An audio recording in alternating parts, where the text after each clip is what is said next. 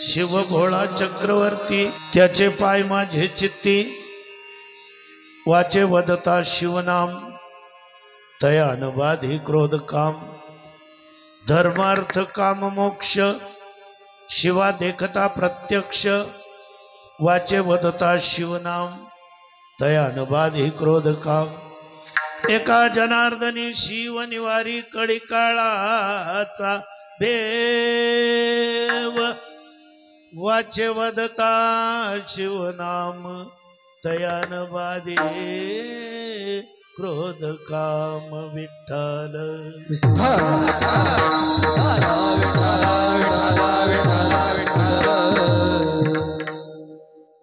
जीवनातले सगळे प्रकारचे रस जाळून स्मशानात बसलेलं हे शिव शिव हे तत्व आहे 30 प्रकारचे तत्व बोलता बोलता गप्पा मारताना नाही काही लोक सांगतात आपल्याशी बोलतात आपलं तत्व आहे महाराज आपलं तत्व आहे चांगलं आहे तत्व करतच मरा वागू नका एका बाजूला चालणे याला तत्व म्हणतात का एकच बाजू ताणायची मी म्हणतो तेच नाही ना इतर म्हणतात तेही सत्यच आहे आम्ही जे समजलो तेही सत्य आहे हाय भी सच था भी सच ना भी सच होगा भी सच होकर भी सच जो है वो सिर्फ शिव है कोणत्याही बाजूने तुम्ही प्रवेश करा स्वतःच तर समाधान करून घ्या जाऊ द्या जगाचं समाधान तुम्हाला कळलं भरपूर झालं काही लोकांना कळलेलं आहे पण त्यांना सांगता येत नाही स्वामी रामकृष्ण परमहंस यांना जे तत्व कळलेलं होतं की काली आदिमाया शक्ती भवानी म्हणजे माता पार्वती हेच शिवतत्व आहे पण करता काय दुर्दैव असं होतं त्यांच्याकडे भाषा नव्हती भाषा म्हणजे माता सरस्वती ज्ञान होतं त्यांच्याकडे एवढं ज्ञान पण प्रगट करण्यासाठी भाषा नरेंद्रनाथाला जवळ करून काही नाही फक्त स्पर्श दीक्षा त्यांची शांभवी दीक्षा होती नरेंद्राला जवळ बोलावून बरं शिष्यही असा पाहिला शिष्याचं वर्णन गुरुने करायचं असतं तर तो शिष्य त्या योग्यतेचा पाहिजे तसं गुरुने शिष्याचं वर्णन करावं श्री गुरु सारिका असता पाठी राखा इतरांचा लेखा कोण करी मग शिष्याचं वर्णन करायची वेळ आली नरेंद्रनाथ ज्या दिवशी आले त्यांचे वडील होते विश्वनाथ दत्त नावाचे विश्वनाथ पंत दत्त सरकारी वकील होते त्यावेळेस कलकत्ता नाव होतं हे कोलकाता नंतर आहे पण अनेक साधू सज्जनांशी आणि विशेष म्हणजे क्रियायोगावर आधारित तपश्चर्या करणाऱ्यांशी विश्वनाथ दत्तांचे संबंध होते नरेंद्रनाथ लहान होते मग घरात वडील आणि येणारे साधू यांच्या चर्चा चालायच्या शिव म्हणजे काय विष्णू म्हणजे काय ब्रह्मा म्हणजे काय हे देवता आहेत का देव आहेत मग देव आहेत म्हणजे नेमक्या अवतार आहेत का अवस्था आहे आणि ह्या चर्चा बाल नरेंद्र ऐकायचे पण वडिलांसमोर अशी हिंमत होत नव्हती कोणाशी बोलायची काहीतरी साधू बसलेले असताना दोन साधू घरात वडिलांना काहीतरी कोर्टाचं काम बोलायचं होतं अंगणात एका व्यक्तीशी येऊन उभे होते त्यांना सांगितलं की प्लीज हाफ मिनिट कारण इंग्लिश मधून बोलायचे ते बाहेर गेले आणि तेवढाच काळ नरेंद्रनाथाला सापडला त्या साधूंजवळ आणि त्यांना विचारलं शिव विष्णू आणि ब्रह्मा हे देव आहेत ही तुमची चर्चा मी ऐकली देवाच्या हे 3 अवस्था आहे तुम्ही देव पाहिलाय का त्या साधूंना विचारायचे वय 7 वर्ष तुम्ही देव पाहिलाय का ते साधू काय म्हणायला लागले जवळ घेतलं अरे चुणचुणीत आहे, बुद्धिमान आहे, पुढे होऊन मोठा होशील, ते नाही. ते पुढे होऊन काय होईल ते होईल. अभी की बात बताओ, क्या आपने भगवान को देखा है, ईश्वर को देखा है, या परमात्मा को देखा है, या तीनों को देखा है? किसको देखा है आपने बताइए. देव पाहिलाय तुम्ही? कारण ईश्वर, परमात्मा आणि भगवान या तीन अवस्था आहेत आणि या तिघांच्याही पलीकडे त्याला देव म्हणतात. पाहिला का? आणि तशात वडील बाहेरून आले आणि ते साधू टाइमपास करत होते. किती वेळ येत आहे, शाळेत कसं काय चाललंय ते म्हणायचे. अरे है त्याच्या, तुम्हाला तेव्हा काय बोललो मी, कोण आहे योग्य त्याचा? गर्दी तर खूप आहे, लाखों गुरु है जगत में पर एक भी नहीं है काम का, सब स्वार्थ के मारे डंका बजाते नाम का. विश्वास का गुरु एक है, बाकी कुछ ध्यान न दे, और जो खास की म्हणजे देवाची पहचान दे, ऐसे गुरु पर जान दे.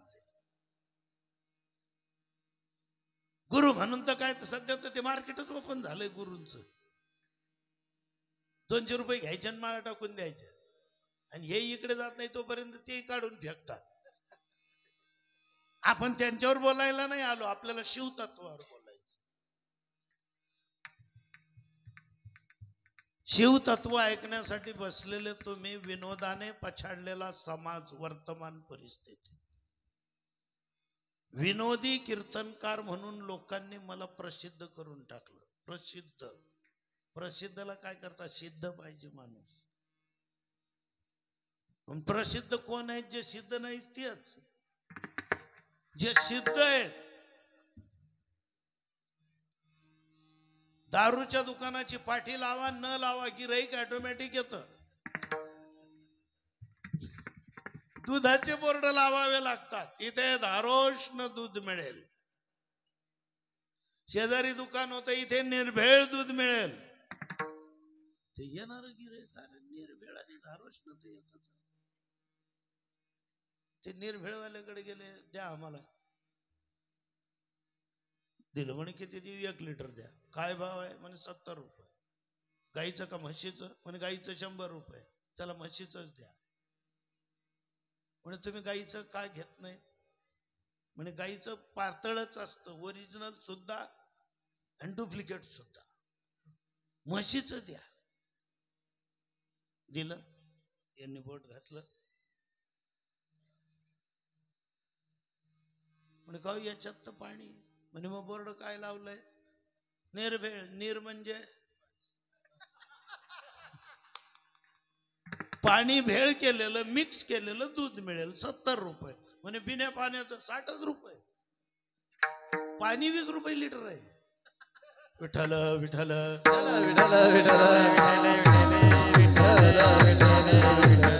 या धार्मिकतेच्या मार्केटमध्ये हेच कळत नाही. आता सगळे दारोष्णवरच चालले. कोई खान मस्त, कोई पान मस्त, कोई राग रगीनी दोहे में. शिव राहिले एका बाजूला. विचारलं नरेंद्रनाथांनी, आणि वडील आल्याबरोबर तुम्हाला नाही. नरेंद्रनाथाला काय बोलतोय त्यांच्याशी? चल पळ पळ पळ. पळवून दिलं. पण डोक्यात विषय घुसला होता. हे कायम बोलतात आपल्या घरी जे साधू येतात, शिवतत्व, शिवतत्व, विष्णू तत्व, ब्रह्मतत्व. हे काय नेमकं? आणि देव म्हणतात या तिघांना. याचा दुष्परिणाम असा झाला, ज्यांना बारीक माहिती घ्यायची असेल, स्वामी विवेकानंद म्हणे नरेंद्रनाथ यांच्या मार्क लिस्टवर परिणाम झाला. शालेय अभ्यास त्यांचा एवढा खास नव्हता, डोक्यात फक्त देव होता. आणि शाळेत काही देव नाही. शाळेत पाठ्यपुस्तक आणि त्याच्यानुसार अभ्यास. एका विद्यालयातून अभ्यास करत नाही म्हणून, अहो जिथे देवच जाऊन बसलेला, हृदयामध्ये मी रामू, परिपूर्ण हृदय व्यापलेलं, पण सापडेल कुठे? दाखवणारा कोण मिळेल? योगायोगाने त्या काळात विल्यमसन नावाचे इंग्लंड मधून आलेले एक प्राध्यापक कलकत्त्याला, ज्या युनिव्हर्सिटीमध्ये नरेंद्रनाथ शिकत होते आणि तिथे ते शिकवायला आले. आणि एकदा शिकवत असताना त्यांच्या तोंडून एक कविता शिकवत असताना, जसे रवींद्रनाथांची गीतांजली त्या प्रकारे टागोरांचे सर सांगत होते, आविष्कार नावाच्या शब्दाचा चमत्कार, की ही सगळी पृथ्वी हा देवाचा आविष्कार आहे. देव शब्द ऐकला नरेंद्राने, ते सगळं काही व्याख्यान सरांचं ऐकलं. व्याख्यान संपलं, सर जायला लागले. सर प्लीज हाफ मिनिट, तुम्ही देवाचा आविष्कार सांगितला सर, तुम्ही देव पाहिलाय का? म्हणे मी जरी देव पाहिलेला नसेल, पण देव पाहिलेला माणूस मी पाहिलेला आहे. म्हणे कोण आहे सर मला सांगा ना. अरे जा दक्षिणेश्वरीच्या मंदिरामध्ये, गदाधर नावाचे एक ब्राह्मण आहेत, त्यांना सगळे रामकृष्ण परमहंस म्हणतात. घरी आले, दप्तर फेकलं आणि जसे निघाले दक्षिणेश्वरीच्या कालीच्या मंदिरात, असा भला मोठा पसारा मंदिराचा, पायऱ्या चढले. सभा मंडपामध्येच एका कोपऱ्यात एका फरशीवर बसलेले गदाधर, आणि तिथे आलं. आल्यानंतर नमस्कार नाही केला, पायावर डोकं नाही टेकवलं. जी तुम्ही विवेकानंदांची मुद्रा पाहिलेली आहे, ज्यांनी बारकाईने पाहिली असेल त्यांनी मला सांगा, नरेंद्रनाथांचे हात बांधलेल्या घडीचे उजव्या हाताचे किती बोट वरती आहेत? जाऊ द्या, आता लगेच युट्यूबवर पाहू नका, नंतर पहा. 3 बोट वरती. त्रिगुणांवर सगळं जग चाललेलं आहे. चौथ्याची गरज नाही हो. ही पंच ज्ञानेंद्रिय पंच कर्मेंद्रिय सगळे याच्याच अवतीभोवती फिरतायत. आणि हे सार वाटणारे ज्या दिवशी असार वाटतील, त्रिगुण हे सार, त्रिगुण हे ज्या दिवशी आसार वाटायला लागतील, आणि एक सारभूत तत्व जे तुमच्या नजरेसमोर येईल त्याचं नाव शिव आहे. समोर आले आणि आल्या आल्या आवाज दिला गदाधरांनी. असे समोर आल्यावर, ए नरेंद्रा, एवढं मोठं कलकत्ता शहर, आपल्याला आश्चर्य वाटेल. समजा आपल्याला जर नावानिशी बोलले, अरे माझं नाव यांना कसं काय माहिती, केवढा महात्मा थोर आहे. पण नरेंद्र तसा नव्हता. कदाचित ज्या सरांनी सांगितलं त्यांनी माझ्याविषयी सांगितलं असावं. घडू शकतं असं. पाया नाही पडले, जवळ गेले, ताटच उभे राहिले, मग विचारताय तुम्ही देव पाहिलाय का? म्हणाले हो. कुठल्या तत्वात पाहिलंय? म्हणाले शिव तत्वामध्ये. मला दाखवू शकाल का? हो, मी तुझीच वाट पाहत होतो, ये जवळ ये. जवळ घेतलं, दोघं कानांच्या वरच्या भागाला स्पर्श केला, दोघं पायाच्या अंगठ्यांवर आपले स्वतःच्या पायाचे अंगठे टेकवले.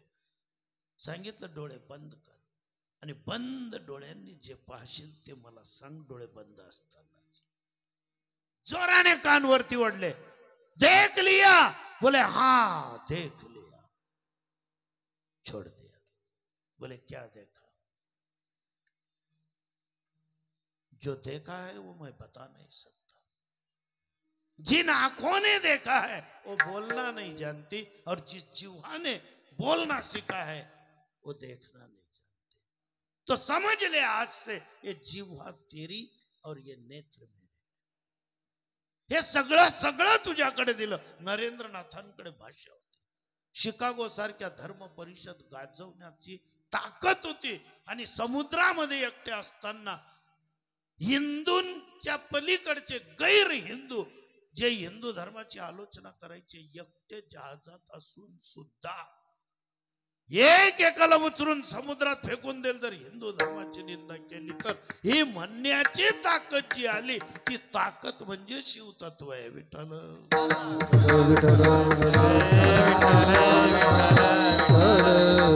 आणि आपण आजही पाहतो शैव आणि वैष्णव यांच्यामध्ये जर पाहत तर शैवपंथी थोडे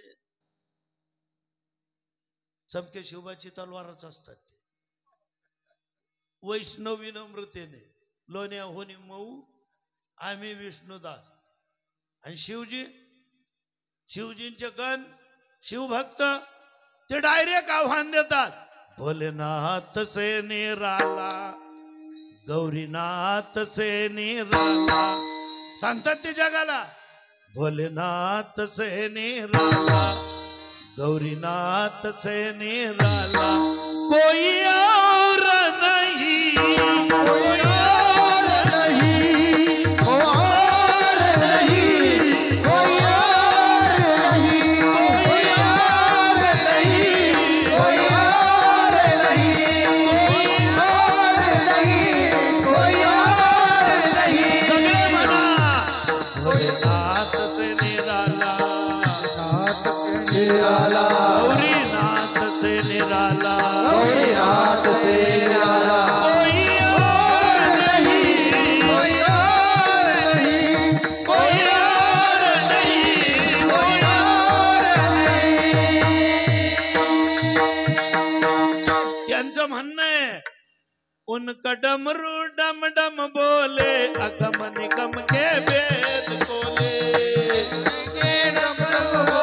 अगम निगम के वेद खोले, उनका डमरू डम डम बोले अगम निगम के वेद खोले, डमरू डम डम बोले अगम निगम का वेद खोले, अगम निगम के वेद खोले, अगम निगम के वेद खोले, अगम निगम के वेद खोले, अगम निगम के वेद खोले. ऐसे डमरू बजाने वाला, ऐसे डमरू बजाने वाला कोई और नहीं, कोई और नहीं, कोई और नहीं, कोई और नहीं, कोई और नहीं, कोई और नहीं.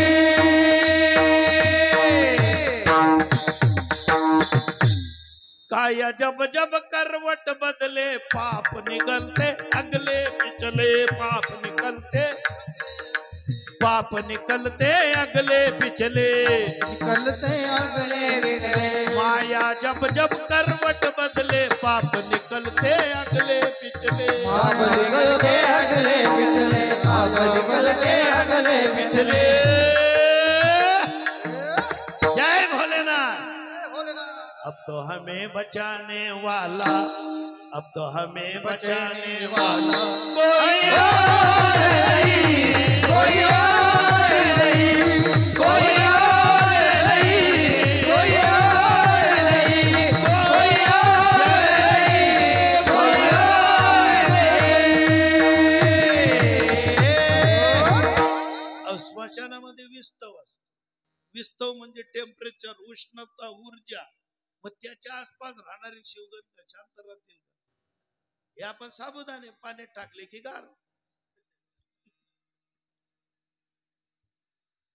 म्हणून काही काही लोक म्हणतात की ते वरळीचा भात म्हणजे भगर चालते म्हणे शिवरात्रीला. ते गरम गरमच असत आणि ते स्वतः गरम. महादेव महाराज स्मशानात राहतात. एकनाथ महाराजांनी चांगला अनुभवलं. मला स्वामीजी का मांडावे लागले? देव जाणणं सोपं आहे पण देव सांगणं अवघड. सांगण्यासाठी सरस्वतीची कृपा असावी लागते. देव समजण्यासाठी गणेशजींचे ज्ञान म्हणजे गणेश. आत्मरूप गणेशू केली स्मरण. ज्ञानाचं प्रतीक आहे गणेश. आणि हे ज्ञान तत्व गणेश शिवजींपासून निर्माण झाले. सरस्वती गणेशाला शरण आहे. पहा तुम्ही, काही काही लोक सांगण्यामध्ये, बोलण्यामध्ये, समजवण्यामध्ये एवढे प्रवीण आहेत, एवढं प्रावीण्य मिळवलेलं आहे आणि एवढ्या खास पद्धतीने समजवता येतं. भाषा सरस्वतीची कृपा आहे. काही काही लोकांना अशी देणगी, रमेश महाराज जे घटस्फोटापर्यंत गेलेले प्रकरण, त्या सासूलाही सुनेलाही अशा पद्धतीने समजवतात की त्या दोघं त्यांच्या मार्गदर्शनाने मैत्रिणी झाल्या एकमेकांच्या. सासू सुना नाही राहिल्या मैत्रिणी. ती सासू तिला आवाज देते प्रेमाने, काय म्हणायची सुनेला अगोदर म्हणायची, का ग हे शिकवलं का ग तिने सीतेच्या आईने. जनक राजाची पत्नी आपल्या सुनेची आई, आणि तिला तिने इने काग. पण ज्यावेळेस ज्या सांगणाऱ्याच्या प्रबोधनाने, समाज प्रबोधनाने एवढा प्रभाव केला, एवढ्या प्रभावित झाल्या की जेवताना दोघांची ताट सासू वाढायची, सून धुणं धुते, तिला आवाज द्यायची, ए दीदी. बाया ऐकतायत का? तुम्ही म्हणाली शिवरात्री आहे का कोजागिरी आहे? सुरुवात कोजागिरी पासून आहे. बदल करा, शीतल व्हा. सुनेच्या आणि आपल्या वयामध्ये किमान 25-30 वर्षाचा अंतर आहे. आपला अनुभव जास्त आहे. आपण पोळलेले आहोत, वरपडलेले आहोत, ठेच पोहोचलेले अंतकरण आपले आहेत.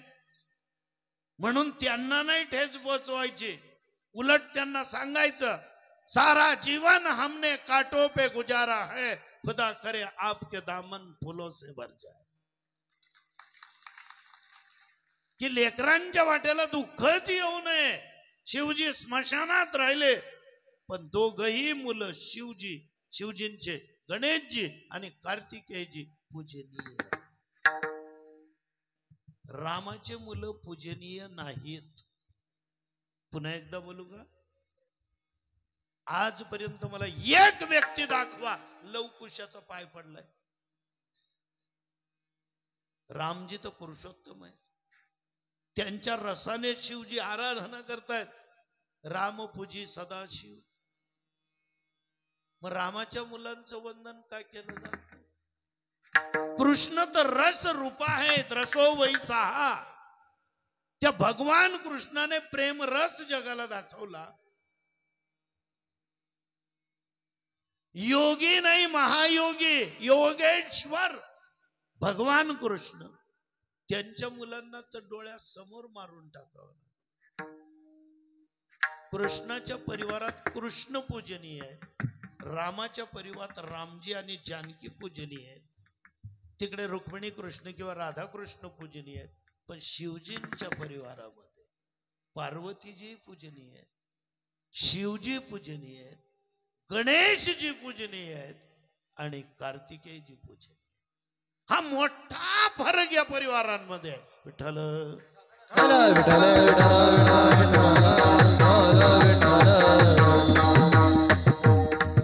काही घरांमध्ये एकच जण माळकरी आहे. घरात एकटा माळकरीन सगळं घर लंका. एकटा बिभीषण, कुचंब नाही. हे बहुमत असताना वांग्यावाल्यांचं. आणि हे साबुदाणा कुठे जाणार आहे? थोरल्या भाऊजाईला सांगितलं, म्हणे वहिनी मला मळ्यात जायचंय, तर तुम्ही असे करा, आमचे साबुदाणे पटकन बनवून द्या आणि मग तुमचं वांग्याचं भरीत, वांग्याची भाजी, वांग्याचे पराठे सगळं काही तुम्ही सुरू ठेवा. ते आले तोपर्यंत मध्येच एक बाई आल्या, 2 नंबरच्या भाऊजाई. हे काय आणले तुमचे साबुदाणे? पोरांना भुका लागल्यात. तुम्हाला काय साबुदाणेवाल्यांना? शांत. एकटा आहे ना, मग कसं जगावं लागतं त्या घरांमध्ये? कहू पवन सुत रहनी हमारी, जिमी दशन निमहू जीभ विचारी. कहू पवन सुत रहनी हमारी, कहू पवन सुत रहनी हमारी, कहू पवन सुत रहनी हमारी. दातांमध्ये घाबरून घाबरून जशी जीभ जगते तसं घरात जर एकच माळकरी असला सगळ्या घराला घाबरावं लागतं. संध्याकाळी भजनाला जायचंय, दिवसभर एक राग आसावरी पाठ केला, संध्याकाळी आपण म्हणू आणि भजनात जायला लागला, निघालाच तोपर्यंत मोठा भाऊ कुठं चालला, देवळात जातो, आज एकादशी भजनाला जायचं इकडे अगोदर वाटापाट, हे तुझ्या वाट्यात जे असेल ते घे, त्या वारकऱ्यांना वाट, नाही तर देव घरी आण. हे काय चाललंय, उद्या माणसं येणार आहेत द्राक्षांसाठी, आम्ही कोणत्या गोंधळात, कांद्यांचं काय, आणि तू कुठं चालला, राग आसावरी. आमच्या आयराणी भाषेत तिकडे काय म्हणतात, आसावरी म्हणजे आशामुळे. आमच्या एका मित्राने आसावरी रागपाठ केला होता आणि त्याला त्याचे वडील सांगायला लागले, आसावरी भीकमागान धंदा येतील म्हणून, या आशामुळे जाय अगोदर मळ्यात निघ. एकटा माळकरी घरातले सगळे आक्रमक म्हणजे दात. आता मला सगळ्यांनी सांगा, दात आक्रमक का जीभ आक्रमक? तुम्हाला माहिती नाही, नाशिकला जाऊ, बायांनी सांगा, दात आक्रमक का जीभ आक्रमक? नरम सांगा, कडक. दात कडक का जीभ कडक? जीभ नरम आहे ना.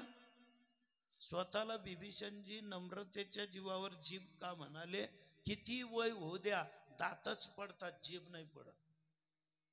आजपर्यंत झालं का आमच्या वडिलांची जीभ पडली बा, 93 वर्षाचे झाले. हा, जिभेमुळे दात पडत असतील तो भाग वेगळा. विठ्ठल विठ्ठल.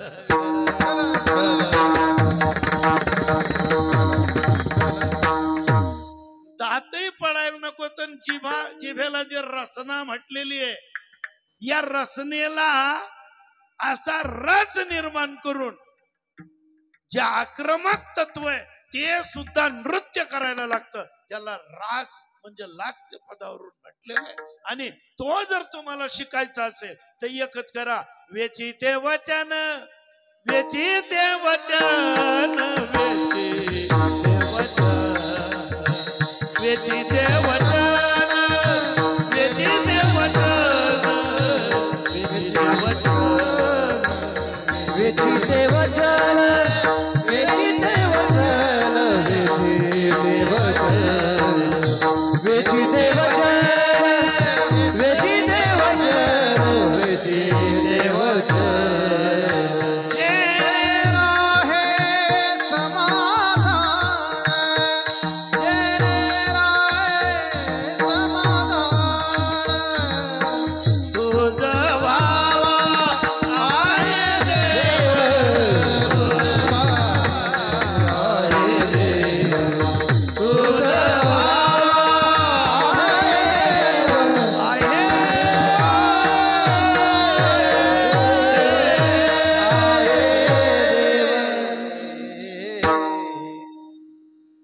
सगळं आपण करू शकतो, असाध्य ते साध्य. सगळ्यात अवघड प्रसन्न करायला भगवान शिवजी अवघड आहे, सगळ्यात अवघड. एवढं तेवढी तडजोड नाही, आणि जिथे एवढी तेवढी तडजोड नाही त्या माणसाला तुम्ही भळा म्हणाल का? जो एवढं तेवढंही ऐकून घेत नाही त्याला काय म्हणाल तुम्ही? आक्रमक, कडाक, तामसी. आणि नाथ बाबांनी या सगळ्या तत्वांना भोळ्या शब्दामध्ये गुंडाळलं अभंगाच्या पहिल्या. शिव भोळा चक्रवर्ती, शिव भोळा चक्रवर्ती, शिव भोळा चक्रवर्ती, शिव भोळा चक्रवर्ती, शिव भोळा चक्रवर्ती, शिव भोळा चक्रवर्ती.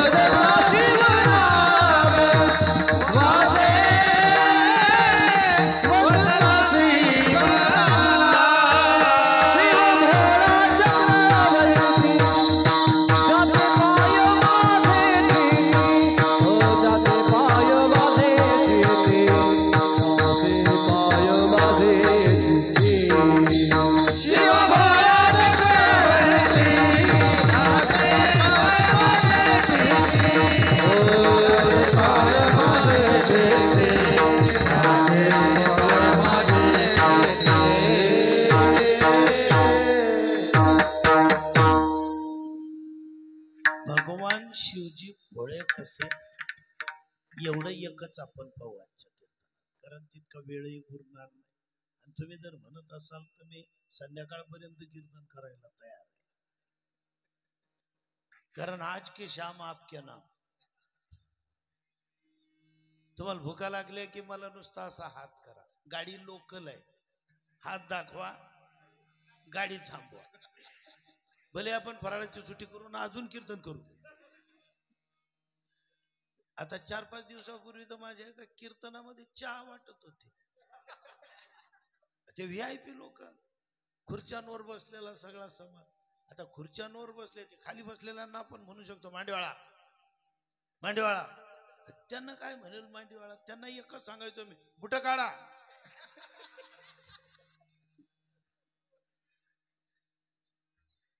स्टँडर्ड पद्धतीने सर्राफ लोकांच्या बापाची पुण्यतिथी होती. येणारे सगळे व्यापारी सराफ, त्यांना माहितीच नाही मी सोनार आहे.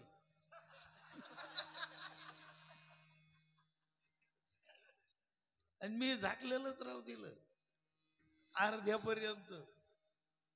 आणि मग त्यांना सांगितलं, एक आमच्या नातेवाईकांनी सांगितलं, अरे म्हणजे ते आपल्यापैकी आहेत बरं का, सोनार आहे. सोनारांमध्ये वाडेकर आडनाव तर नाहीये. मग हे कोणते सोनार? एक जण आले मला विचारायला, म्हणे तुम्ही कोणते सोनार? म्हटलं आलके. विठ्ठल विठ्ठल.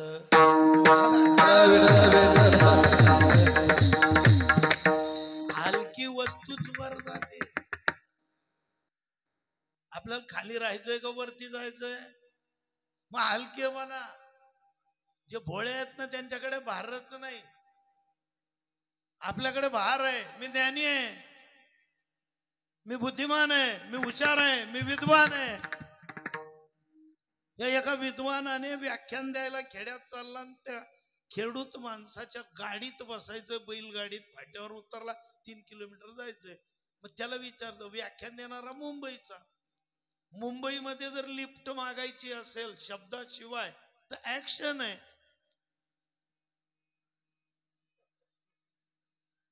ऍक्शन म्हणजे मला लिफ्ट देता का? खेड्याचा शेतकरी या मुंबईवाल्याने विचारलं, तो म्हणे इथे नाही मिळत, गावात मिळते. बोळा माणूस. विठ्ठल विठ्ठल.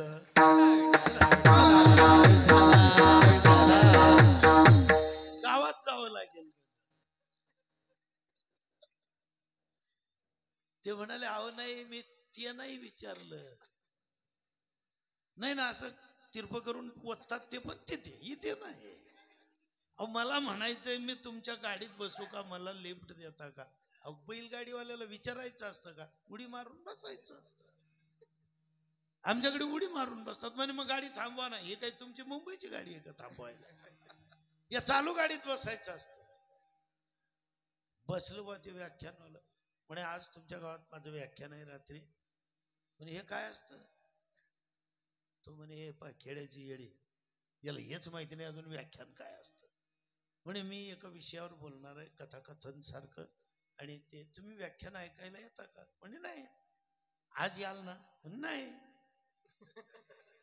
म्हणे का बरं नाही? म्हणे व्याख्यानाने माझं काय पोट भरण, मला गव्हाला पाणी भरायचंय, त्याच्याने आमचं कुटुंब चालतं, त्याच्यावर आमचं सगळं काही. मी कशाला येऊ? अरे मग तू ज्ञानी कसा काय विचार? मला काय करायचं ज्ञानी? मला एवढं ज्ञान आहे, गहू कोणत्या महिन्यात पेरायचा, थंडीचं वातावरण काय असतं, पाणी कधी द्यायचं, काय कसं करायचं, गव्हाची लोंबी म्हणजे आता वाढली का, गहू कापायचा का, हे ज्ञान मला खूप झालं. मला काय करायचं बाकीचं ज्ञान? म्हणे जग कुठे चाललं? जाऊ द्या ना, मला काय करायचं जगाशी, माझी शेती तिथंच आहे ना, मला घरापासून तितकंच जावं लागतं. तिच्या हे बावळट आहे जास्त. म्हणे एक काम करा, 3 किलोमीटर तुमच्या गावात जायचंय आपल्याला. आणि त्याने पाहिलं हा माणूस भोळा आहे, म्हणजे जे फसवायला सोपे जातात ना त्यांना आम्ही भोळा म्हणतो, हे आमचं मत. आम्हाला सहज फसावेत लोक, आम्ही त्यांना फक्त सांगावं 2 टाइम जेवण, 1 टाइम नाश्ता, सगळं देऊ, 10,500 भरान, चला आमच्या बरोबर फिरायला. ज्यांनी निमूटपणे आमचं ऐकलं ते भोळे, आणि बाकीच्या म्हणाले का ते पलीकडचे 7च घेत आहेत, 150 नाही. म्हणजे ज्याने भाव काढून ठेवला तो 150 नाही, आणि जो सरळ सरळ होकार दिला तो चालतो, हे आमचं मत. त्या शेतकऱ्याला सांगायला लागला म्हणे 3 किलोमीटर जायचं, एक करणार, आपण काहीतरी खेळ खेळू गाडीमध्ये. काय गाडीमध्ये काय खेळणार? कबड्डी, हुतुतू, क्रिकेट हे काय गाडीचे खेळ आहेत का? नाही म्हणे आपण बौद्धिक खेळ खेळू. म्हणे पहा मी शेतकरी माणसं, आम्हाला कसली बुद्धी काय कळतं? आमचं फक्त एकच ऐकलेलं आहे, बुद्ध्यम पर्यवतिष्ठते. आपल्या कामामध्ये बुद्धी होता त्या ठिकाणी रस निर्माण होईल, जिवंतपणा येईल, चैतन्य निर्माण होईल, यशस्वी व्हाल. जे जे काम आपल्या वाट्याला आलेलं आहे त्याच्यातच उडी मारा, डोकावू नका इकडे तिकडे. कोणते कोणते काम कराल तुम्ही? भरपूर झालं नाही, एक निष्ठेने करा ना. म्हणे पा मी विद्वान आहे, मी व्याख्यात आहे, मी तुला एक प्रश्न विचारेल आणि जर तुला नाही उत्तर आलं, तू जर हारला, किंवा एक काम कर, तुला जमणार नाही माझी भाषा, तू मला प्रश्न विचार, मी उत्तर देईल. जर मी हारलो तुला 100 रुपये दे, आणि जर तू हारला मला 50च द्यायचे, कारण तुला बुद्धी नाही, तू भोळा माणूस आहे, तू 50च दे. म्हणे चालेल, विचार म्हणे मग मला प्रश्न. म्हणे व्याख्यान देणारे साहेब, 8 दिवसापूर्वी आमच्या गावात एक जनावर आलं म्हणे. त्या जनावराला 9 शिंग होते, 5 शेपट्या होत्या, 12-13 खांदे होते आणि 23 डोके होते. सांगा ते जनावर कोणतं असेल? हे विचार करायला लागला. आपण इतका अभ्यास केला, 23 डोक्यांचा तर काही कोणी पाहिला नाही, आणि 12-13 खांदे, खांदे 2 असतात माणसाला, बाकीच्या जनावरांना एक एकच खांदा आहे. 3 खांद्याचंही कोणी झालेलं नाही आजपर्यंत, आणि हा तर 12-13 खांद्या सांगतोय. कोणतं जनावर असेल, कोणतं जनावर असेल? हा भोळा त्याला विचारायला लागला, गाव येईल तोपर्यंत सांगाल का? म्हणे हे पहा मी सगळ्या बाजूने विचार केला, मी विद्वान आहे, व्याख्यात आहे, पण मी हारलो तुझ्या प्रश्नाने. 10-10च्या 10 नोटा काढल्या, रितसर तू जिंकलेला आहे, दिले 100 रुपये. पण म्हणे आता एक सांग, त्या जनावराचं नाव काय होतं? तुम्हाला विचारलं ना, त्या जनावराचं नाव काय होतं ते मला सांग. म्हणे मला काय माहिती, तसं जनावरच नाहीये, मला नावच माहिती नाही, मी हारलो, हे घ्या तुमचे 50. न मागता बैलगाडीचं 3 किलोमीटरचं 50 रुपये भाडं कमावलं, तो भोळा आहे का? विठ्ठल विठ्ठल. अहो लाख सांगतील हो लोक, भोला भोला भोला, भोला नाही भोलेनाथ आहे. कसे काय भोळे आहेत महाराज? जे चांगुणा राणी आणि श्रीयाळ राजा त्यांचं बाळ कापून जे माझ्या समोर शिजवा आणि माझ्या पंक्तीला जेवायला बसा, एवढं जे सांगू शकता, ते भोळे असतील का? आले तपस्वेच्या वेशामध्ये. तेच भोलेनाथ या 11व्या अध्यायामध्ये शिवलीलामृताच्या महानंदेच्या सदनाला. महानंदा कोण होती? वेश्या. जास्त स्वतःला बुद्धिमान समजून भोळेपणा नष्ट करू नका.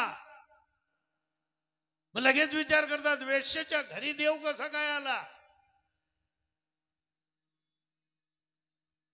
देव जिथे जातो तिथलं अमंगल नष्ट करून त्याला मंगलमय जो बनवू शकतो त्याचं नाव देव आहे. सब भूमी गोपाल की. असा कोणता अणुरेणू कण आहे की तो देवाचा नाही. एखाद्या व्यक्तीच्या आचरणावरून ते ठरवू नका. आणि काय होतं? वेश्या असोनी पतिव्रता, नेमीला जो पुरुष तत्वता, त्याचा दिवस न सरता इंद्रासही वश. ज्या पुरुषासाठी जो दिवस नेमला महानंदेने, मग कोण होती महानंद? वेश्या असून भगवान महादेव जिच्यावर कृपा करतायत. पूर्वाश्रमीजी गीते आपला शिवलीलामृताचा 11वा अध्याय वाचलेला आहे ना इथे बसलेल्यांपैकी? ज्यांनी वाचलेला असेल कृपा करून वरती बोट करा फटाफट. बाया माणसं सगळ्यांनी बस 1 2 3 4 10 12 ध्यानावरती करून मी कोणतं तपासायला येणार? ऐकलेलं तर असेल कुक्कुट मर्कट आख्यान, काय भानगड आहे. 11व्या अध्यायामधली महानंदा, ही महानंदा पूर्वाश्रमीची कोण होती माहिती? आदल्या जन्मामध्ये ही ब्राह्मण कन्या होती, काशीमध्ये राहायची. वयाच्या 5 वर्षाच्या आत, जसं संत मीराबाई महाराज यांचं चरित्र त्याप्रमाणे महानंदेच. मीराबाई महाराजांनाही वयाच्या 5 वर्षाच्या आत ज्या पुरुषांचा स्पर्श झाला असेल त्यानंतर नाही. मेरे तो गिरधर गोपाल दुसरं नकोय.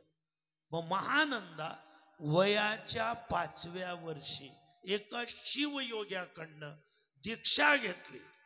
ओम नमः शिवाय या मंत्राचा जप सर्व करतात, पण ज्याने काशी विश्वनाथाच्या मंदिरात ज्या जपाने किंवा ज्या मंत्राने अभिषेक केला जातो, कारण काशीची रहिवासी होती, तो मंत्र होता शिवाय नमः ओम शिवाय नमः शिवाय नमः ओम नमः शिवाय शिवाय नमः ओम शिवाय नमः शिवाय नमः ओम नमः शिवाय नमो शिवाय नमो शिवाय नमो नमः शिवाय. सगळ्यांनी म्हणा शिवाय नमो शिवाय नमो शिवाय नमो नमः शिवाय.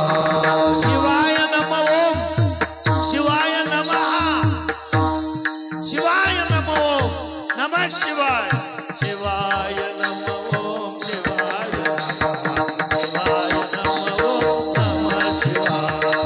शिवाय नमो जोरात शिवाय नमः शिवाय नमो नमः शिवाय. शिवाय नमः शिवाय नमः नमः शिवाय. शिवाय नमः शिवाय नमः शिवाय नमः नमः शिवाय.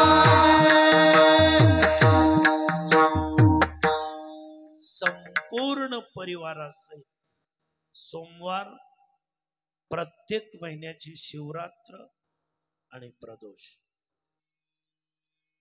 प्रदोष शब्दाचा अर्थ सायंकाळ आहे. प्रदोष दिवसभर आहे नाव, पण प्रदोष व्रत भगवान शिवजींचं करताना अशा वेळेस प्रदोष व्रत ध्यान, धारणा, प्रसाद, आरती, नैवेद्य आणि भोजन, दिवसही नाही आणि रात्रही नाही. ज्या वेळेला नृसिंह अवतार घेऊन भगवान शिवजींना हृदयामध्ये धारण करून प्रल्हादाला वाचवण्यासाठी आले आणि हिरण्यकश्यपूचा वध केला, तो काळ प्रदोष काळ होता. आणि हे प्रदोष व्रत जे करत असतील करतील, ज्यांनी केलेलं आहे, नुसते भगवान शिवजी नाही, नृसिंह भगवान म्हणजे भगवान विष्णू. आणि प्रदोष काल म्हणजे टायमिंग, वेळ, काळ. त्या काळामध्ये जर याल, कुठलाही काळ असा राहणार नाही, कुठलंच मुहूर्ताचं उरणार नाही की जे तुमच्यावर आक्रमण करेल. पण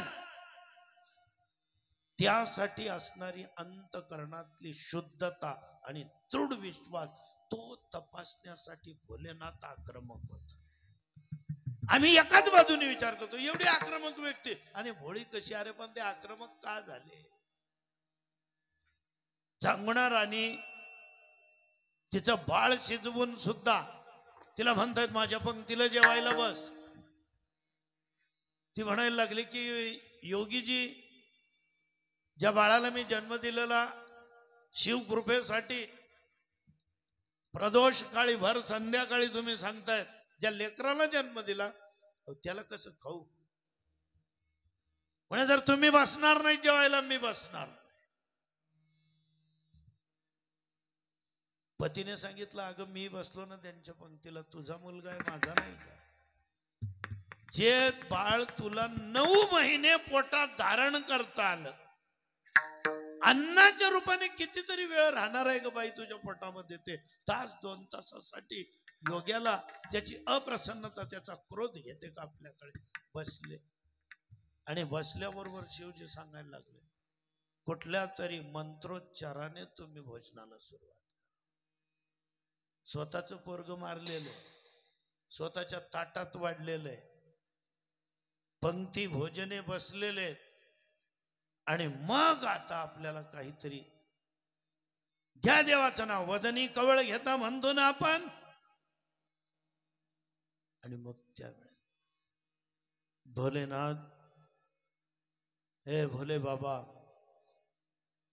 अजून आम्ही तुमच्या प्रसन्नतेसाठी काय करावं? तुमच्या प्रसन्नतेसाठी लोक शिवपिंडीवर नारळ ठेवतात, फोडत नाहीत.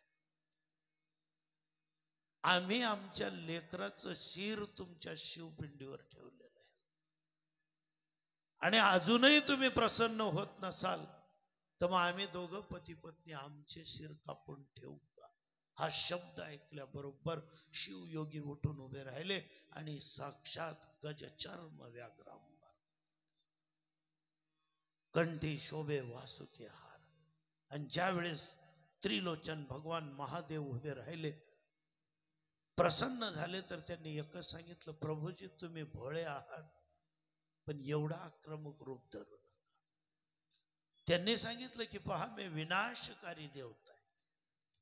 जे ब्रह्मसूत्र आणि विष्णू भगवान यांना जमत नाही, त्यासाठी मीच माझ्या शक्तीने त्यांच्यामध्ये संचार करून ते नष्ट करत असतो. आणि माझी परीक्षा पद्धती असाल तर ती अशा प्रकारची. महानंदेकडे सुद्धा तेच केलेलं होतं. पण ही महानंदा 5 वर्षाची असताना पूर्वाश्रमीची ब्राह्मण कन्या ध्यान धारणा क्रिया योगाची करायला लागली, स्वतः शिवरूप झाली. वयाच्या 95व्या वर्षी तिच्या काही साधक शिष्य होते, अंगामध्ये ज्वर भरला, ज्याला विषम ज्वर म्हणत होते पूर्वी, आता निमोनिया वगैरे काहीतरी म्हणतात. ते असून सुद्धा नित्य नेम नामी ते प्राणी दुर्लभ या उक्तीप्रमाणे गंगा स्नानासाठी गेल्या, गंगेमध्ये उडी मारली, पण अंगात ज्वर भरलेला, इतकी थंडी, अंगावर एवढे शहारे आले, एवढे काटे आले, उभं राहता येईना, डोळे लाल बुंद झाले, सगळं डोकं मोकळं केलं. सगळ्या त्यांच्या शिष्या त्यांचं डोकं चोळायला लागल्या. तसंच त्यांना आश्रमात आणलं, आणि आश्रमात आणल्यानंतर एका वैद्याला त्या ठिकाणी बोलवण्यात आलं, नाडी परीक्षण करणारे.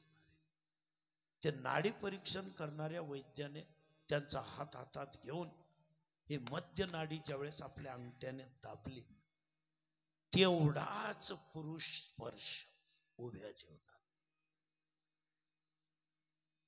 पण महानंदा सांगते, वयाच्या 95व्या वर्षी सगळं शरीर इंद्रिय सगळी शिथिल झालेली असताना पुरुषाच्या स्पर्शाने वीणेच्या तारेला झणकृत करून जसे ध्वनी निर्माण होतात, या हार्मोनियमवर या पट्ट्या दाबल्यानंतर जे ध्वनी निर्माण होतात, या पखवाजवर ते थाप ठोकल्याबरोबर जो ध्वनी निर्माण होतो, तशा संवेदना, तसं माधुर्य पुरुष स्पर्शाने माझ्या स्त्री शरीरामध्ये जागृत झालं.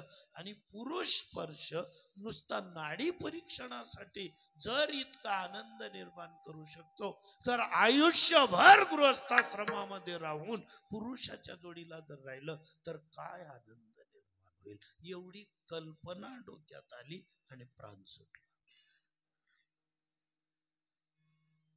त्याचा जन्म, त्या बाईचा महानंदा म्हणून जन्माला आली. पुरुष स्पर्शाची अपेक्षा ठेवली होती, शेकडो पुरुषांचे स्पर्श. वेश्या झाली, पण ध्यान धारणा तीच, तपश्चर्या तीच, संचित तेच.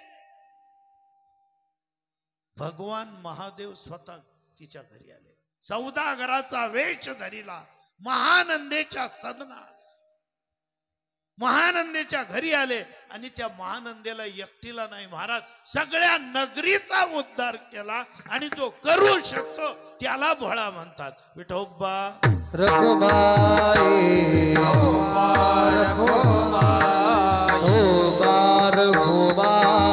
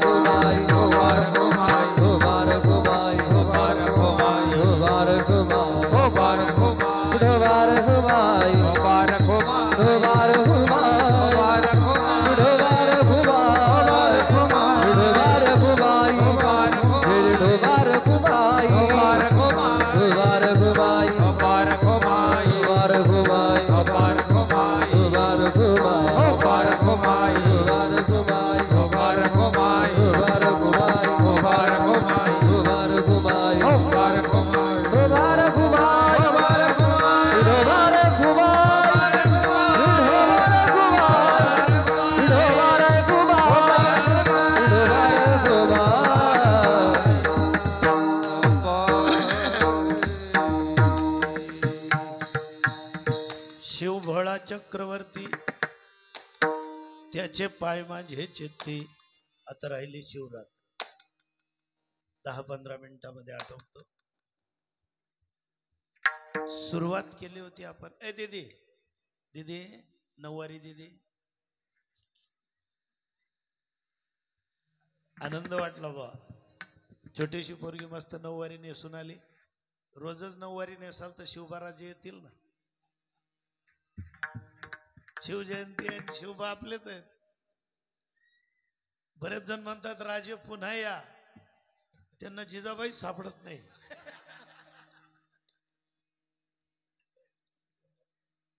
ज्यांनी जिजाबाई व्हायला पाहिजे भर जरी नऊवारी शालू नेसणारी जिजाऊ, हातभर बांगड्या, कपाळावर कितीही तज्ञ तुम्ही भूमितीचे शिक्षकांना त्यांच्यापेक्षाही 360 अंशाचा मेन लावलेला कुंकू कोणत्याही बाजूने मेजरमेंट घ्या,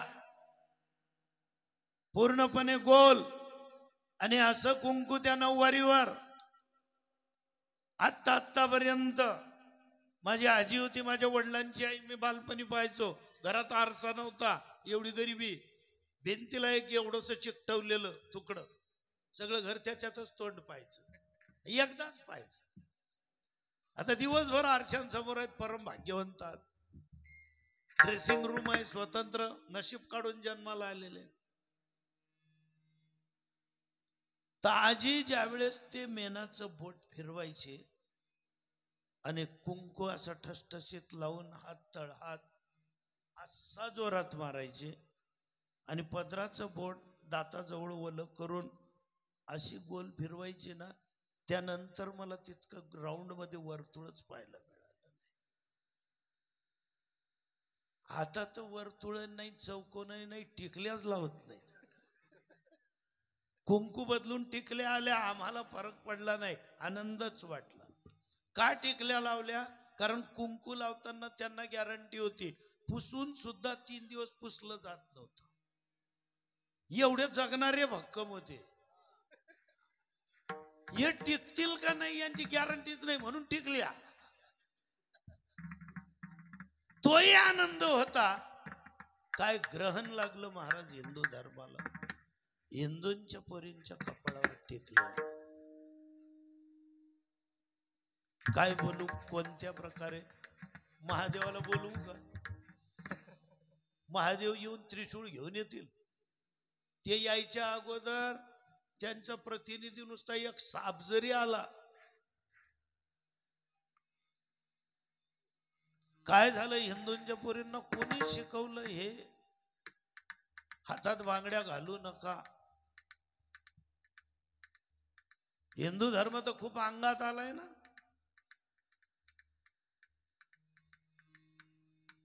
लव जिहादवर कीर्तनात बोलायला लावतात लोक, पण घरातलं कोण पाहिजे?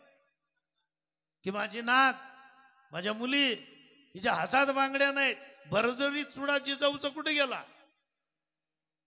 नवरात्रीमध्ये पोरी जात नाहीत का देवीचं दर्शन घ्यायला? अष्टभुजा भवानी काय वणीच्या गडावर गेले नाहीत का? किती हात आणि किती बांगड्या. या मोबाईलने, या मीडियाने आमच्या पोरींच्या हातातला शृंगार काढून नेला महाराज. कपाळावरच्या टिकल्या चोरून नेल्या. कोणीतरी VIP ने तसं वागावं आणि लेकरांनी शिकावं. यांचं वय लहान आहे हो, पण पाहणाऱ्यांचं वय कुठे गेलं? काही म्हणतात बोलायचं राग येतो आताच्या पिढीला. अरे येऊ द्या ना. राग आला म्हणून काय सगळं कपून घ्याल का? एकाच पत्रिकेमध्ये पहिल्या दिवशी लोकनाट्य तमाशा मंडळ आणि तिसऱ्या दिवशी माझं कीर्तन. मग रघुवीर खेडकरच्याच दिवशी मला बोलवा ना, मी नाचून दाखवेल. समाज जे म्हणेल तसं वागायचं का तुम्ही? आपण घरात ज्येष्ठ कशासाठी आहेत? ज्येष्ठ स्त्रिया कशासाठी आहेत? भाषा बिघडवली, आचरण बिघडवलं, राष्ट्र बिघडत चाललं. जमाना AI चा येतोय. आजपर्यंत IT, IIT इथपर्यंत मर्यादित होता, आणि AI चं फॅड जर घुसलं महाराज, रडायला मजूर भेटणार नाही. तुम्ही म्हणाल त्या पद्धतीने ते ऍप वापरता येत. कुणाचाही फोटो कुणाच्याही फोटोशी कोणत्याही प्रकारे जोडता येत. सांगा किती लोकांचे घर उद्ध्वस्त करतील. तरी आपल्या प्राईम मिनिस्टरने सांगितलं, अमेरिकेत गेले तेव्हा, AI सिस्टीम भारतामध्ये नैतिकतेनेच वापरली जाईल. पण गॅरंटी आहे का? देवाचे अंश म्हणून जन्माला आलो तरी म्हणावं लागतं क्षणभंगूर नाही भरवसा. देवाचे अंश असताना सुद्धा उद्याच्या नैतिकतेचं काय? जिथे भावावर विश्वास नाही, देवावर काय ठेवतील?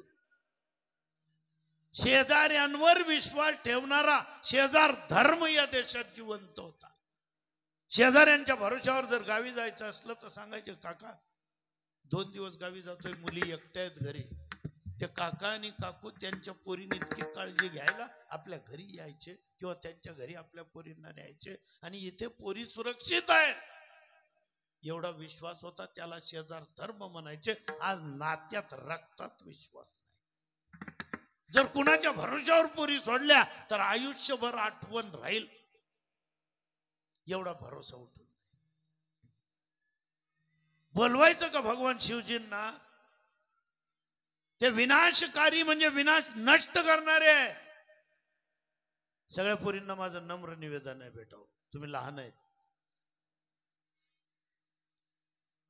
तुमचा दोष नाही, दोष वयाचा असतो. त्या वयातून आम्ही गेलोय. इतकं नसेल पण आम्ही सुद्धा फॅशन करायचोच ना. घरात कोणाला न माहीत चुपचाप पावडर लावूनच घ्यायचो आम्ही आणि गलीमध्ये फिरायचो. तर लोक म्हणायचे मग ए नाच्यासारखा दिसतो तू. आता तर सर्रास कोणत्याही पावडरी चोपडताय, कोणीच कोणाला बोलायला तयार नाही. पण सगळ्या मुलींना मला एकच सांगायचंय, मुलींच्या आईंना, इथे बसलेल्या किती बायांपैकी एखाद्या बाईला सीतेच्या आईचं नाव सांगतंय? करावरती बोट. नाही. पार्वतीच्या आईचं नाव मी विचारलं नाही तुम्हाला. तुम्हाला माहिती आहे मैना राणी हिमालयाची पत्नी. तुम्हालाच माहिती नाही, तुमच्या मुलींना कधी सांगाल? आणि पुढची पिढी तर सगळंच न मानणारी आहे, त्यांना तर मंजूरच नाही. पूर्वी एक भाषा होती महाराज, एक मत होतं घराघरामध्ये. आता माझ्याच घरात 3 भाषा बोलल्या जातात. मी आणि माझी पत्नी अहिराणी बोलतो घरात फुल टाइम 100% खानदेशी भाषा. मुलगा आणि सुनबाई मराठी बोलतात. नात आणि नातू इंग्लिश मीडियम, ते इंग्रजी बोलतात. 3 लोकांच्या 3 भाषा. नात मागते वाटर, माझी पत्नी मागते पाणी, मी मागतो जल. ती सुनबाई कोणाकडेच लक्ष देत नाही, मराठीकडे काही कराय पाणी ठेवलं इथं. 3 भाषा एकत्र येऊन प्रगती व्हायला पाहिजे का अधोगती घडायला पाहिजे? प्रगती झाली पाहिजे ना. आता मागे 15-20 दिवसापूर्वी एका भाविकाने मला मुळे विकताना दिसला. तो त्याला विचारलं, का रे बाबा कसे दिले? म्हणे 20 रुपयाचे 3 दिले बाबा, मोठे मोठे होते. अरे म्हटलं 20 रुपयाला 6 दे ना. म्हणे बाबा घिसघिस नका करू ना, तुम्ही कीर्तन ठरवताना घिसघिस करता का? तुम्ही म्हणता तेवढं द्यावं लागतं, मग 20 रुपयाचं आहे ना. म्हटलं घ्या 20 रुपये घ्या, 3 मुळे द्या. पण आता एक काम करा, मग 40 रुपयाचे 6 द्या. नाही म्हणे बाबा तुमच्यासारख्याकडनं जर 40 रुपये घेतले कुठे भरू? म्हटलं मी रोजचे इतक्या आणतो, मी कुठे भरू? तुला जर पाप होईल तर माझं काय करू? 6 मुळे घेतले, घरी आलो. दुसऱ्या दिवशी एकादशी, मुळे जसेच्या तसे फ्रीजवर.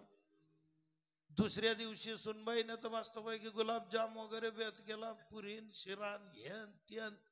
आता शिऱ्यामध्ये गुलाबजाम मध्ये मुळे कोण खाईल? पडले तसेच. त्रयोदशीच्या दिवशी शेजारी साखरपुडा, सगळं घर चुलीला आमंत्रण. चतुर्दशीच्या दिवशी पत्नीने काय केलं, नात नातू समोरच्या कॉटवर इंग्लिश मधले त्यांचा अभ्यास करत बसलेले, मी इकडे काही लिहित होतो. पत्नी ते 6च्या 6 मुळे घेऊन आली. हिरवे मुळे पिवळे झाले. मी तिला विचारतो, म्हटलं हळदीला मला नाही बोलवलं? यांची हळद कधी लागली? म्हणे माझ्याच हाताची होती त्यांची हळद. तुम्हाला कळतं का? असे 6 मुळे आणतात का? 2च आणायचे, खाल्ले जातील. अगं माझी चूक आहे का? एकादशी मध्ये आडवी आली, द्वादशी आली, काल आपल्याला तिकडे जेवण पडून राहिले. पण आता तुम्ही पाहिलं का, हे पायामुळे कडक होते, पण 3 दिवस थांबल्यामुळे असे रामदेव बाबांसारखे वाकायचे. पायाजवळ डोकं बिलकुल रामदेव बाबांसारखं असे गोल राऊंड करून दाखवले. ही पिवळी भाजी हे खाता येत नाही, हे असे राऊंड झालेले हे कापता येत नाही, खाता येत नाही. म्हटलं दे ना मग गल्लीत फेकून देऊ. शेजार बाजारच्या बाया काय म्हणतील, इथं नवरा फुकटचे पैसे आणतो ही मातली. मला बायांचं काही लाज वगैरे धरावी लागेल ना. म्हटलं मग माझं नाव सांग. नाही तुम्हाला तर मातले म्हणतातच येते, वैष्णववीर मातले, वैष्णववीर रे. म्हटलं मग जाऊ दे ना, काय टेन्शन घेते एवढं. म्हणे एक काम करता का? जाऊ द्या, डोक्यात आलं म्हणे. आता हे मुळे फेकायचे नाहीत, कापायचे नाहीत, त्याच्यापेक्षा जर त्याचा किस केला तर हरभऱ्याचं पीठ टाकून वगैरे चांगलं येईल. किस करू का म्हणे. आणि तो किस शब्द त्या इंग्लिश मीडियमने ऐकला. नातीने नातोय, हा मम्मी, हे मम्मी आजी काय म्हणतायत बाबांना किस करू का म्हणे. म्हटलं मुळ्याचा. 3 भाषा एकत्र येऊन जर गैरसमज आणि नुसतं जीवनाचा विनोद घडत असेल महाराज, भाषा देव भाषा घरामध्ये, भाषा शब्द म्हणजे नाईलाज होता, पण आलाच बाहेर तर साच आणि मवाळ मिथुले परी रसाळ, शब्द जैसे कल्लोळ अमृताचे. अन्य रात्री मी सांगत नाही, नवरात्री होत्या, काल रात्री आपल्यामध्ये नरक चतुर्दशीची रात्र आहे, पण महान पवित्र आणि तत्काळ विना साधनेची, विना कष्टाची आणि 1000 पटीने फलीभूत होणारी रात्र म्हणजे शिवरात्र आहे. पण हा दिवस म्हणजे काय आहे? भगवान शिवजी आणि माता पार्वतीजी. पार्वतीजी दक्ष राजाच्या पोटी नाही, हिमालयाच्या पोटी येऊन अपर्णा नावाने जन्म घेऊन मैना राणीच्या घरीच म्हणजे आई वडिलांकडे जो भगवान शिवजींबरोबर विवाह झाला, त्या विवाहाची तिथी आजची तिथी. म्हणजे आज काय म्हणाल इंग्लिश मीडियम वाले, happy anniversary for Shiv and Parvatiji. इतरांना आपण शुभेच्छा देतो ना, मग त्यांच्या लग्नाचा आजचा वाढदिवस. मग लग्न म्हटलं म्हणजे जागरण आलं, मग जागरण आलं इथे कुणाचं लग्न? शिव पार्वतीचं. शिव आणि पार्वती या दोघांचं नुसतं नाव जरी घेतलं तरी वाचे वाचे वदता शिवनाम,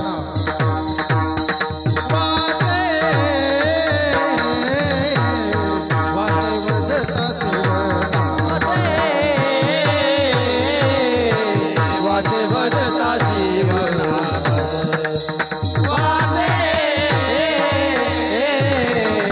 वाचे वदता शिवनाम. तयन बाधी क्रोध काम, तयन बाधी क्रोध काम, तयन बाधी क्रोध काम, तयन बाधी क्रोध काम, वाचे वाचे वदता शिवनाम, वाचे वाचे वदता शिवनाम.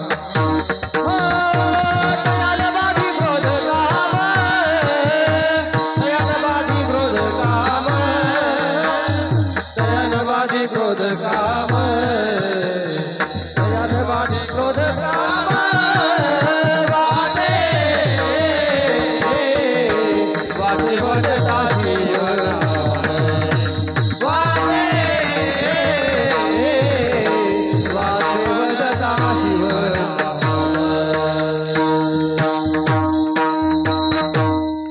शिवनाम कधीतरी भेटी झाल्या, अनेक शिवपुराण तुम्ही ऐकलेत, काही भेटीची गरज नाही. रुद्राक्ष महिमा तुम्हाला कल्पना आहे. तुळशी माळे इतकंच, तुळशी म्हणे इतकंच मोल रुद्राक्षाचं सुद्धा आहे. फक्त एकच करा, भ्रमात येऊ नका. खरे भगवान शिवजी समजून घ्या, त्यांच्या नुसत्या नावाने धर्म अर्थ काम मोक्ष 4 पुरुषार्थ सांगितलेत, पण धर्म त्यालाच म्हटलेला आहे जो मोक्षापर्यंत जाऊ देतो. आणि अर्थार्जन तेवढंच होऊ शकतं, मनातल्या कामना पूर्ण होऊन डोळ्यासमोर मोक्ष ठेवेल तर ते फक्त पार्वती मातेच्या कृपेने घडू शकतं. आणि असे भोलेनाथ यांना जर शरण गेलं तर कडी आणि काळाची भीती राहत नाही. नाथ बाबा सांगतायत अभंगाच्या शेवटच्या एका जनार्दनी शिव, एका जनार्दनी शिव, एका जनार्दनी शिव, एका जनार्दनी शिव, जनार्दनी शिव, एका जनार्दनी शिव, एका जनार्दनी शिव, एका जनार्दनी शिव. निवारी कडी काळाचे देव, निवारी कडी काळाचे देव, वाचे वदता शिवनाम,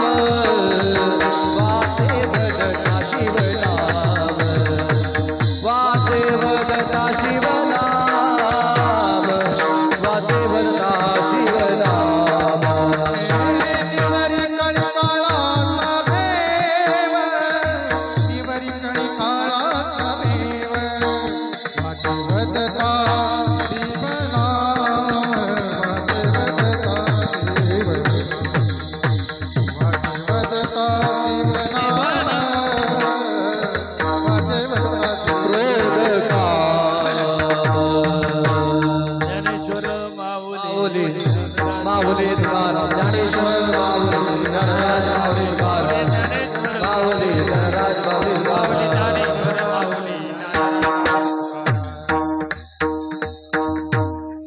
हे बघा, माझ्याकडे एक संदेश आलेला होता. कचरू सुखदेव सोनवणे अत्यंत परमार्थ प्रेमी व्यक्तिमत्व होतं. महादेव मंदिर, देवी मंदिर, हनुमान मंदिर बांधण्यासाठी संपूर्ण गावकऱ्यांना प्रेरणा देऊ शकतील.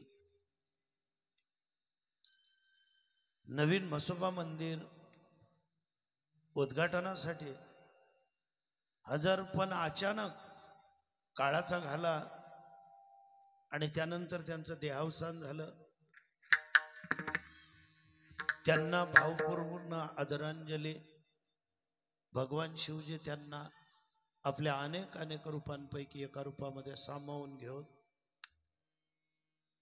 हीच त्यांच्यासाठी श्रद्धांजली ठरेल. कीर्तनाच्या कार्यक्रमात हजर असताना हार घालण्यासाठी ते असले म्हणजे इतर माणूस शोधायची गरज पडत नव्हती, असं या संदेशमध्ये सांगितलेलं आहे. बाबाजींची पंगत वार्षिक चालू केली. बाबाजींना गावात आणण्यासाठी सदैव धडपड करणारे व्यक्तिमत्व. त्यांच्या जाण्याने गावाची प्रचंड अशी परमार्थातली हानी झालेली आहे. या सगळ्या बाबी भाऊंच्या बाबतीत होत्या आणि आजची पंगत जी दिलेली आहे, कोल्हे आणि सोनवणे परिवार, हडप सावरगाव, हनुमानवाडी मित्रमंडळ यांच्याकडनं होती, असं या संदेशात म्हटलेलं होतं. उपस्थित समाज, प्रबोधन खऱ्या अर्थाने माझं काम आहे. अध्यात्म मला कळत नाही, माहितीही नाही, खटाटोप चाललेला आहे फक्त. पण भगवान शिवजी तुमच्यावर कृपा करो. सगळ्यांना एकच सांगू इच्छितो आम्ही, जो श्रोता समाज आहे, तुम्ही महेशाची या मूर्ती. जेवढे पुरुष मंडळी आहेत ना, सगळे महादेव आहेत, सगळे टोटल. माणसं जर महादेव आहेत, मग बाया कोण आल्या? पार्वती. तुम्ही सगळ्या बाया पार्वती आहेत, सगळ्या टोटल बाया. तुमचा अधिकार काय? पार्वतीचा अधिकार म्हणजे भवानी आहेत तुम्ही. शिवाजी महाराज तुम्हाला शरण येतील, तुमच्याकडे हात जोडून भवानी तलवार मागतील, एवढा तुमचा मोठा अधिकार आहे. पण आपण कोण आहोत एवढं फक्त भान ठेवा. तुम्ही पार्वती आहेत, तुम्ही महादेव आहे, आणि महादेवाच्या पुढे बसलेला मी कोण आहे? नंदी. आम्ही फक्त मार्गदर्शन करू, मोकळच असतं आमचं. पण ग्रहण काय करायचं, बदल काय करायचे, तुमच्याकडनं एकच अपेक्षा आहे बायांकडनं. तुम्ही सगळे पार्वतीचे उपवास करतात, लक्ष्मीचे उपवास करतात. आपल्या घरात येणारी सून ही लक्ष्मी आहे, गृहलक्ष्मी आहे. महालक्ष्मीचा दर्जा कसा प्राप्त करेल असं मार्गदर्शन त्या पोरींना करा. आपापसातली दरी मिटवा, आणि काही झालं तरी संपूर्ण आपल्या देशाची क्रांती करा. झालेली सेवा तुम्हा सगळ्या स्त्रिया पुरुषांच्या चरणी सादर समर्पित करून सेवेला पूर्ण विराम. जय विठ्ठल.